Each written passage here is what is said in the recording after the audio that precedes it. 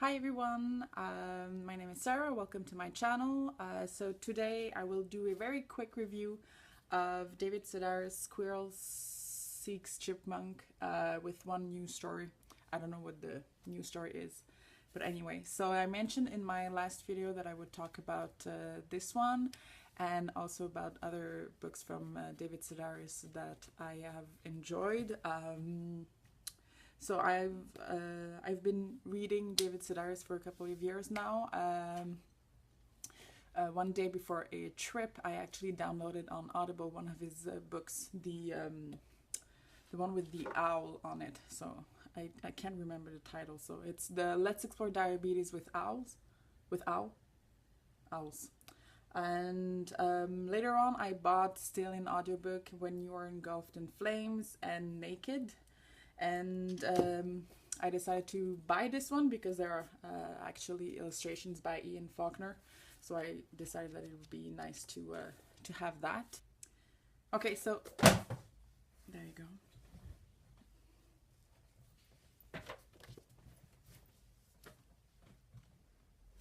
Okay, so this little book with I don't know, 15 stories.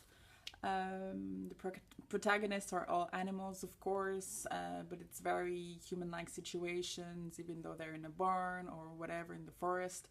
And they have very human-like behaviors and conversations and all that. And it's the type of stories that that show all the bad sides of people and of behaviors. No one's really perfect in these stories, and no one shows a good side of humankind, and so you can understand that the protagonists should be learning their lesson, but there are no lessons in each story. It's not like, oh, you should trust people or you shouldn't trust people or this and that. Every story has a bad ending. Spoiler alert.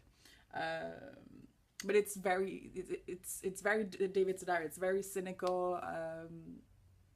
It's very funny. Some of them are very predictable, but I still liked them, even though I knew what the end was. It's not for kids, of course, but yeah, I really liked it. So I thought I would read one of the stories today. So it's sort of a story time with Sarah. So I'm not reading my favorite one. I'm just reading the shortest one. So yeah, so if you want to hear a story with a Quebecer accent, keep listening.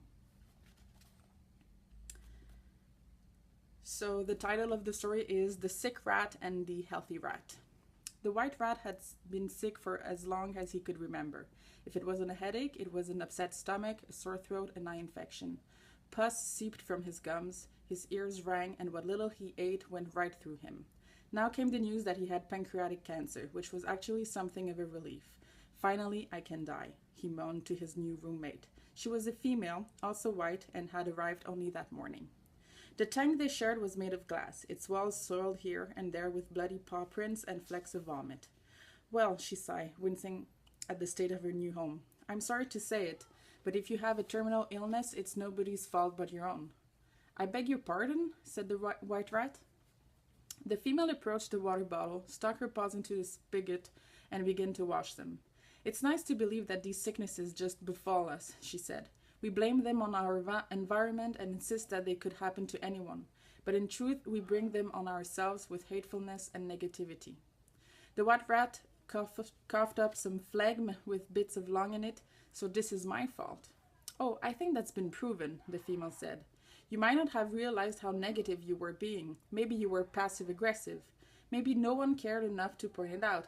But I have to call things like I see them. Just as everyone does to me, only in the opposite direction. How come you're always so sunny, they ask, and doesn't your mouth hurt from all that smiling? Some interpret it as over-exuberance, but to me, it's a kind of vaccine. As long as I'm happy and I love everybody, I can't get sick. Never? Asked the white rat. Oh, I had flu once, but it was completely my own fault. Someone I mistook for a friend took to criticizing me behind my back, saying things regarding my weight and so forth. I got wind of it, and for all of 3 minutes I wished her ill. I'm not talking death, just a little discomfort, cramping mainly. I was just starting to visualize it when I sneezed, which was my body's way of saying, "Wah, you know, that's not cool." Then my nose stopped up and I came down with a fever. And what about your supposed friend, the one who said cruel things behind your back? If you got a flu, what happened to her? Asked the white rat. Well, nothing yet, the female said, but sometimes the body bides its time. Her pink eyes narrowed just slightly. I can bet that when something does happen, though, it will be worse than a flu. Diabetes, maybe. You sound pretty hopeful, the white rat observed. The female scowled, then smiled so hard the corners of her mouth touched her eyes. Not at all. I wish her the best. The white rat slumped against the wall and put a hand to his forehead. I can't think of anybody I dislike. Then, too, I've been alone since my last roommate died. That's another cause of cancer, the female told him. You need to get out, socialize. Storytelling is pivotal to our well-being, as are non-ethnic jokes and riddles.